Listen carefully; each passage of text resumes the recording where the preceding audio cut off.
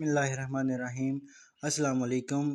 Welcome करते हैं जी आपको रेडार मीडिया मेंटोर चैनल में। आज हम देखेंगे कि जब आप PK2 पे चले जाएंगे तो PK1 की फ़ीस आप वापस कैसे लेंगे। ये देखिए यहाँ पर वो आ गया PK1 की जो एक्स्ट्रा फ़ीस हुई हुई है हमारे पास, इसको हमने लेना है। जैसे यहाँ पर 9403 किसी की लिखी हुई है और ये PK2 के साथ लिखी हुई है 34320।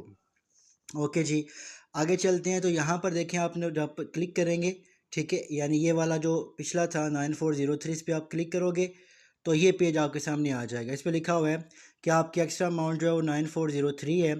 आप नीचे वही लिखेंगे अमाउंट अपनी 9403।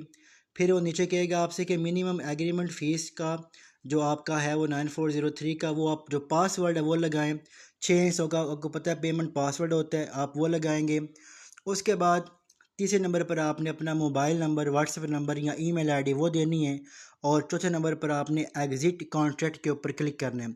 आपके सामने फ़ार्म खुल जाएगा, उस फॉर्म पे आपने साइन करने हैं। साइन करने के बाद आपने क्या करना है, इसको सेंड वाले बटन को दबा देना है। जब आप सेंड वाले बटन को दबाएंगे तो ऑटोमेटिकली आपकी फ़ीस वहाँ से डिडक्ट हो जाएगी और वहाँ पर आपको ज़ीरो नज़र आ जाएगा। जब ये ज़ीरो हो जाएगा तो तकरीबन 3 से 7 दिन लगेंगे। उसके बाद जो है वो आपकी जो है वो फ़ीस PK1 की वो आपको रिटर्न हो जाएगी।